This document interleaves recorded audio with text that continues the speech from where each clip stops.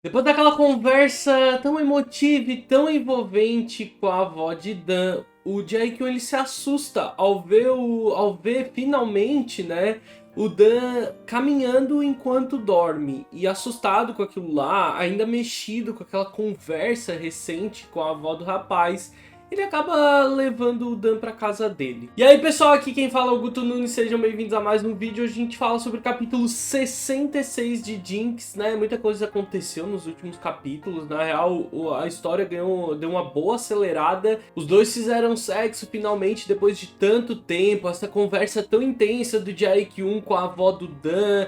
O Jae-kyung finalmente vendo o Dan dormindo e caminhando. Então foi muita coisa que aconteceu recentemente, então a história deve tomar um rumo diferente daqui pra frente. Ou nem tanto, né? Também não dá pra criar muita expectativa. Os vídeos comentando Jinx saem em torno de a cada 10 dias aqui no canal. Agora a história vai ter uma pausa, ela chegou no capítulo 69, tá tendo uma pausa, né? Ela deve voltar só lá pra julho. Mas quando voltar a gente volta a comentar aqui no canal. E isso vai ser bom porque pelo menos eu vou ter tempo de colocar em dia os capítulos que faltam eu falar aqui no canal. Então assim, como ainda tem vídeo de Jinx pra sair antes desse ato, já se inscreve no canal, ativa as notificações para não perder os próximos vídeos de Jinx. Eu tô sempre produzindo conteúdo sobre BL, anime, mangá. Tem outras obras que eu quero trazer pra vocês conhecerem, que sabe até aproveitar esse tempo de atos aí. O like no vídeo ajuda bastante no engajamento. Se aparecer o botãozinho de hype aí pra você, aproveita para hypar esse vídeo porque também ajuda no engajamento dele. E claro, fica à vontade para comentar quantas vezes você quiser ao longo do vídeo para me dar a sua opinião, sua perspectiva sobre o que acontece no capítulo. Agora vamos lá, eu vou te fazer um pequeno resumo do capítulo e te dar as minhas opiniões sobre tudo que aconteceu. O Jae-kyung leva o Dan pra casa e assim que ele chega em casa ele se pergunta que ele tá fazendo de ter levado o rapaz pra lá. Afinal de contas, ele mal consegue aguentar a catinga de bebida que o Dan tá. Ele observa o Dan naquele estado, exausto, sujo. Tudo que ele conversou com a avó do Dan na tarde anterior parece começar a fazer sentido, assim, ele parece que as coisas começam a ficar ilustradas pra ele, ele começa a visualizar a situação real do Dan, e ele fica se perguntando, tá, mas toda essa situação é apenas por não estar dormindo bem? Ele bebe por causa disso, fica nesse estado por causa disso? Quando o Jae-kyung tá saindo do quarto, repentinamente uma mão agarra ele e impede que ele saia. Obviamente só tem o Dan naquele quarto. E um Dan ainda meio sonâmbulo, sonolento, né? Começa a pedir desesperadamente que ele não vá embora. Esse Dan, em lágrimas, implorando que ele não vá embora, né? Surpreende o Jae-kyung, ele é pego de forma inesperada, acaba caindo na cama, deitado junto com ele. E aí, esse Dan, ainda meio sonâmbulo, com o rosto em lágrimas, ele se aconchega no corpo musculoso do Jae-kyung e volta a adormecer ali. Naquela situação, aquele Dan, tô completamente fora da própria consciência, começa a implorar, não me deixe sozinho. E aí talvez aqui a gente vê, né, a gente vê a ilustração do maior medo do Dan, né? O maior medo dele vem à tona de forma clara, através de palavras, quando ele se vê nessa situação de completa vulnerabilidade, né?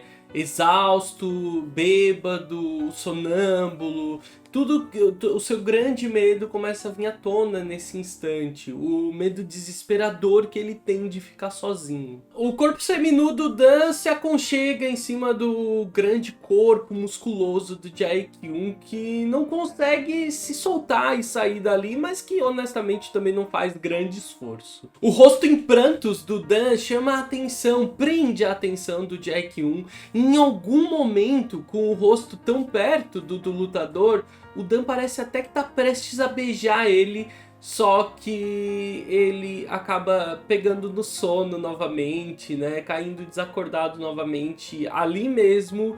E aí ali envolvido pelo corpo do Jae-kyung, ele finalmente adormece de maneira confortável. O Jae-kyung lembra de um outro momento onde o Dan bêbado agiu de uma maneira muito parecida, com aquele medo desesperador de ficar sozinho. Lembrar disso e ver o Dan naquele estado irrita muito ele. mas mesmo assim ele acaba cedendo à situação, ele não faz nada pra tirar o Dan dali. O Dan adormece então ali com o rosto dele praticamente colado ao rosto do Jae-kyun, e como eu disse, o Jae-kyun parece muito irritado nessa situação, frustrado, aquilo não agrada ele de maneira geral. Mas ele simplesmente aceita a situação, ele não acorda o Dan, ele não retira ele dali à força, ele não carrega ele, ele simplesmente deixa que o rapaz finalmente descanse ali num lugar onde ele parece se sentir seguro. Na manhã seguinte, o Dan acorda num susto, ele não entende onde ele tá em primeiro momento, e daí de repente ele percebe que ele tá sem roupa e ele tá dormindo agarrado ao Jae-kyun. Afinal de contas, o que aconteceu? O Jae-kyun acaba acordando com aquela agitação, né? E ele garante pro Dan que nada aconteceu, por mais que eles estejam naquela situação, nada aconteceu. E ele conta o que realmente aconteceu na noite anterior. Então o Dan escuta atentamente e se vê tomado por um misto de surpresa, desespero e vergonha depois de entender o que aconteceu na noite anterior. Então ele pede pro Jae-kyun não fazer mais isso, mesmo o Jae-kyun não tendo feito nada, a não ser ajudar ele. E ele pede pro Jae-kyun fazer mais aquilo, ele agradece, pede desculpa por ter causado incômodos e finalmente vai embora. O Jae-kyun fica igual idiota vendo ele embora ali, tomado por muita raiva, ele tá completamente irritado, bravo com aquela situação, sem nem entender nada, ele tá puto, porque no final das contas ele só tava tentando ajudar, ele não fez nada. Por um breve momento ele até se arrepende de ter ajudado, mas a gente que tá lendo consegue perceber e entender que não é bem assim, que ele provavelmente faria de novo, ele faria a mesma coisa, ele só tá lidando com aquela frustração repentina de ver o Dan agir daquela forma antes de ir embora. O Jae-kyun recebe uma ligação do Nan-wook, né, o CEO da Team Black e amigo pessoal do Jae-kyun, sei que ele possa ter amigos, e ele recebe uma ligação do Nan-wook dizendo que ele precisa passar na academia para assinar uma papelada. O Jae-kyun confirma que vai passar lá e ele aproveita a ligação e pede pro Nan-wook encontrar um hospital, né, um bom hospital em Seul, e já avisa também que não é pra ele. Bom, quem acompanha a história sabe muito bem que o Jae-kyun tá atrás de um hospital pro Kim-dan. O Nan-wook aproveita a ligação também pra falar que ele tá preocupado com o Jae-kyun, afinal de contas o Jae-kyun nunca fez uma pausa tão longa, e nesse momento o lutador lembra do Dan, né, do que ele foi fazer naquela cidadezinha, de como ele foi atrás do Dan. Ele lembra então disso, e ele responde pro Nan-wook que ainda não tá na hora, mas que ele tem tudo sob controle. Ele definitivamente não tá planejando voltar pras lutas enquanto ele não tiver o Dan do lado dele de novo. O Jae-kyun aproveita que tá em Seul e vai sozinho ao seu apartamento, né? Chegando lá ele para reflexivo. Afinal de contas, né, ele começa a se perguntar por que ele tá indo tão longe. Por que ele tá fazendo tudo isso? Será que é só por causa da sua Jinx, né? Da sua superstição ali? Será que é só por causa disso que ele tá fazendo? Não, só pode ser por causa disso. Ele não consegue aceitar que seja por outra coisa. E ele ainda começa a se perguntar também se vale a pena fazer tudo isso apenas para lidar com a Jinx. Afinal de contas, agora o Dan, que é parte essencial disso, nem mesmo saudável tá. Ele tá numa situação que pode até se tornar uma coisa ainda mais problemática. Ele então repara num canto aquele presente caro que o Dan havia comprado pra ele no aniversário, que ele recusou, né, que já havia sido... Cara, esse presente, assim, a autora tá espremendo coisa dele pra fazer sempre o Jae-kyun se lembrar sobre o Dan. Aí ele lembra do Dan, que comprou esse presente tão caro, mas também lembra que recentemente ele tava agindo de maneira muito evasiva, né? Afinal de contas, dizendo que aquele presente caro que ele deu com tanto carinho uma vez, hoje em dia era apenas lixo, e que ele fez sexo com o Jae-kyun apenas por dinheiro. O Jae-kyun não consegue aceitar isso. Talvez esse Dan agora sim, mas e o Dan anterior? E o Dan, inclusive, da noite anterior, que implorou para que ele não deixasse ele sozinho. todas essas coisas, pensar sobre a Jinx dele, pensar sobre o presente do Dan, sobre como o Dan tá agora, todas essas coisas juntas acabam dominando, consumindo os pensamentos do Jae-kyun, mas isso não faz diferença nenhuma. Ele pensa o quanto for naquilo. Ele tá decidido que ele vai fazer as coisas do jeito dele, pronto. De volta à pequena cidade do litoral, o Jae-kyun vai até o encontro do Dan, simplesmente agarra ele, taca ele nas costas e diz que tá levando ele para um hospital em Seul.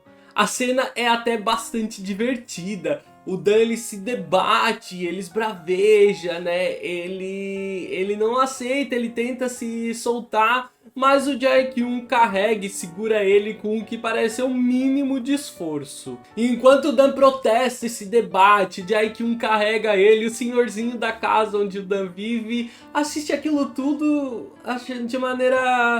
de maneira divertida, porque pra ele ver os dois agindo daquela forma faz parecer que eles têm uma excelente relação entre eles. E assim, como eu disse, é uma cena bem engraçada, bem divertida e é até boba, assim. Mas é quando eles chegam no carro que o clima vai mudar completamente, essa atmosfera divertida vai cair e o Dan vai finalmente ceder. Porque ele protesta, dizendo que ele não quer ir ao hospital nenhum, principalmente em Seul, mas o Jae-kyun não dá muita escolha pra ele, diz que ele também não gosta nem um pouco daquela situação, mas que ele tá fazendo aquilo pela avó do Dan, que foi a vozinha dele que pediu pra ele fazer aquilo.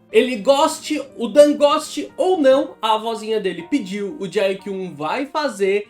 E que se ele não fizer isso, ele vai ficar ali naquela cidadezinha, vai se acabando e vai acabar morrendo ali sozinho. As palavras duras, com pouco tato do Jae-kyun, a situação mostrando que o Jae-kyun tá muito determinado e, claro, principalmente a menção à vozinha dele fazem o Dan finalmente se acalmar, acabar cedendo e aceitar ir ao hospital. E ele passa o resto da viagem calado. Então, depois de uma longa conversa com a médica, o Dan parece surpreso, preocupado, talvez até meio desesperado, mas é aqui que o capítulo acaba, deixando a gente curioso, né? Inseguro de saber para que caminho essa história tá correndo, afinal de contas, qual é o diagnóstico que essa médica passou pro Dan? É assustador pensar que as coisas ainda podem piorar pro Dan de alguma forma.